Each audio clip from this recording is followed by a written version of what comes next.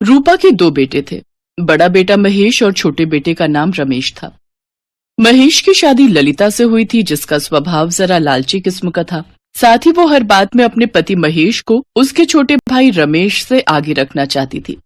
उसे अपना देवर रमेश फूटी आंख नहीं सुहाता था, जबकि रमेश अपने भैया और भाभी से बहुत प्यार करता था। अरे महेश, बेटा जरा सुन तो। हाँ माँ, बोलो। बेटा वो घर में आटा खत्म हो गया है, तो ला देगा क्या? हाँ माँ, मैं अभी लेकर आता हूँ। आप क्यों जाओगे? रमेश जाएगा ना। सारा दिन कुछ करता तो है नहीं, कम से कम घर का ही कुछ काम कर ले। हाँ भाभी, लाओ मुझे थैला दो, मैं लेकर आता हूँ आटा। रूपा अपनी बहू ललिता का स्वभाव जानती थी, पर घर में कलेश ना हो इसलिए वो कुछ कहती नहीं थी, जबकि ललिता इस बात का गलत फायदा उठाती थी। कुछ दिनों बाद अचानक रूपा की तबीयत बिगड़ गई। तब बीमार रूपा ने रमेश और महेश को अपने पास बुलाकर कहा, बेटा महेश, रमेश तेरा छोटा भाई है, तो तुझे ही हमेशा इसका ख्याल रखना होगा। ऐसा क्यों बोल रही हो माँ? बेटा, अब मेरे पास ज्यादा वक्त नहीं है। लगता है बुलावा आने वाला है। नहीं माँ, तुम चिंता मत करो, हम तुम्हें अच्छे से अच्छे डॉक्टर को दिखाएंगे, तुम बिल्कुल ठीक हो जाओगी, है ना भैया? नहीं मेरे बच्चों, अब मेरी बीमारी का इलाज बस मेरी भुगती ही है। डॉक्टर कुछ नहीं कर पाएगा। अब वैसे माँ जी बात तो बिल्कुल ठीक बोल रही हैं। अब ये डॉक्टर लोग ना बस अच्छे इलाज के नाम पर तगड़ी फीस ही वसूलते हैं, बाकी कुछ होता जाता कुछ नहीं इनसे। तुम चुप हो जाओ और जाओ अंदर। बहू सही बोल रही है बेटा। एक तो वैसे भी तुम्हारे पिताजी के पास ज्यादा संपत्ति नहीं थी, और अगर बचे खुचे पैसे मेरे इलाज पर खर्च कर दोगे तो तुम दोनों के भविष्य के लिए बचेगा ही क्या? कैसी बात कर रही हो माँ? अगर तुम्हें कुछ हो गया तो हमारे पास वैसे भी कुछ नहीं बचेगा। नहीं बेटा, ऐसा मत बोल। तुम दोनों के सामने तो अभी पूरा जीवन पड़ा।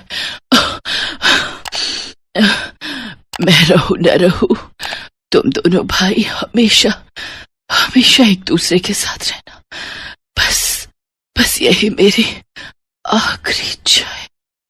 ये रूपा के आखिरी शब्द थे, क्योंकि इसके बाद वो हमेशा के लिए शांत हो गई। माँ की मौत के दुख में दोनों भाई फूट फूट कर रोए। उधर ललिता अपने कमरे में बैठी राहत की सांस ले रही थी। दरअसल जब से रूपा बीमार हुई थी तब से ही उसने बिस्तर पकड़ लिया था और घर का सारा काम ललिता पर आ गया था। साथ ही बेमन से ही सही ललिता को अपनी सास की देखभाल भी करनी पड़ती थी।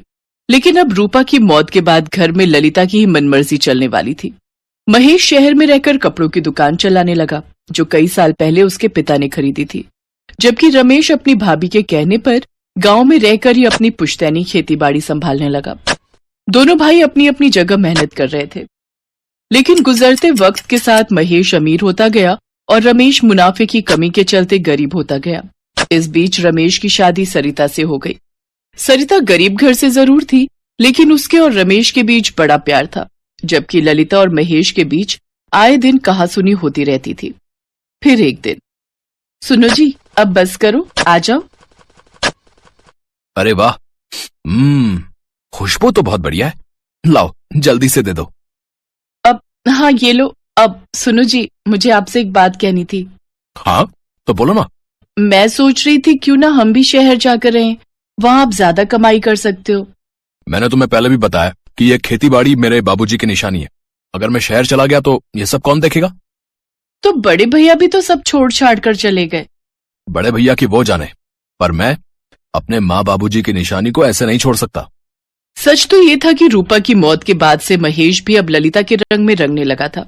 रूपा के जाते ही महेश और ललिता ने सबसे पहले शहर की दुकान पर कब्जा किया, जबकि गांव की खेतीबाड़ी रमेश के जिम्मे छोड़ दी, और इस तरह से बिना कुछ कहे सुने दोनों भाइयों में संपत्ति का बंटवारा भी हो गया।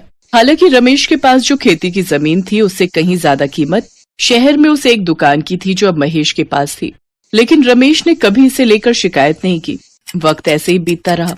फिर एक दिन रमेश और सरिता घूमने के इरादे से शहर गए, तो ललिता और महेश दोनों को ही उन्हें देखकर कोई खुशी नहीं हुई, बल्कि दोनों का व्यवहार रमेश और सरिता के लिए बहुत रूखा था, तो उन दोनों की वहां ज्यादा रुकने की हिम्मत ही नहीं हुई।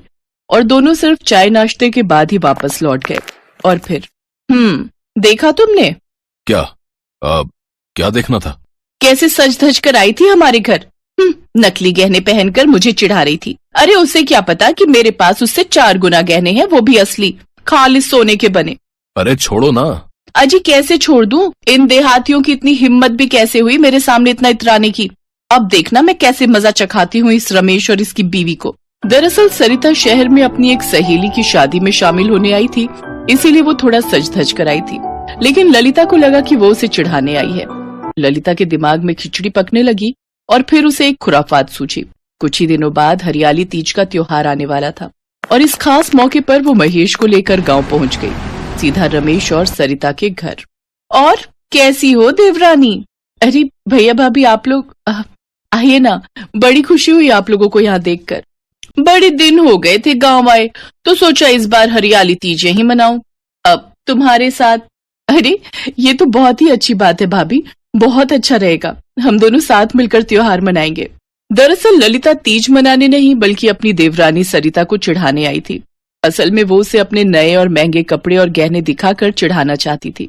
हरियाली तीज वाले दिन सरिता सुबह जल्दी उठी, नहा धोकर साफ कपड़े पहने और फिर पूजा करके व्रत रखा, जबकि ललिता दिन निकलने तक सोती ही रही। फिर जब उठी तो सरिता को सजा धजा देखकर उसका पारा फिर से चढ़ गया।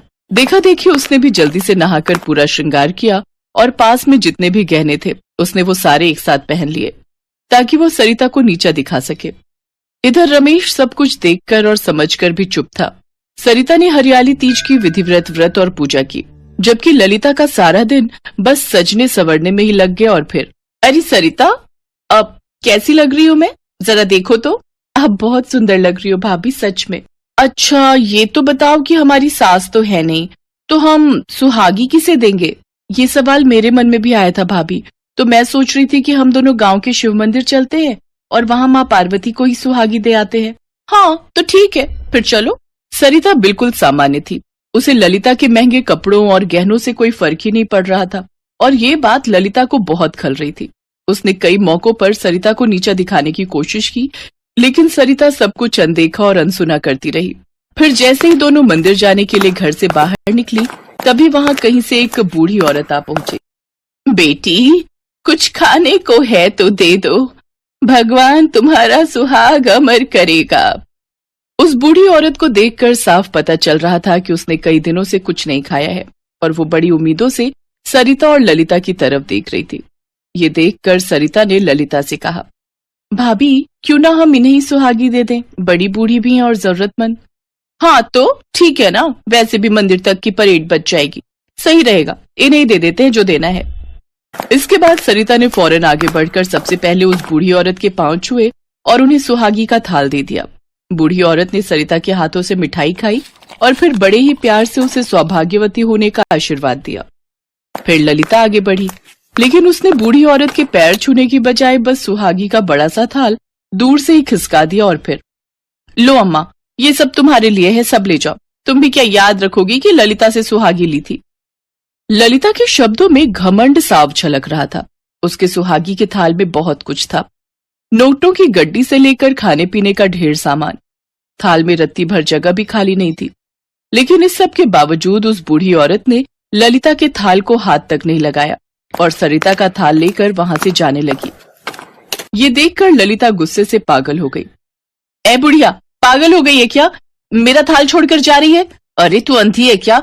जरा आंखें खोलकर देख मेरे थाल में क्या क्या नहीं रखा हुआ है। ललिता गुस्से में बोले जा रही थी, लेकिन वो बूढ़ी औरत कोई जवाब दिए बिना बस चले जा रही थी।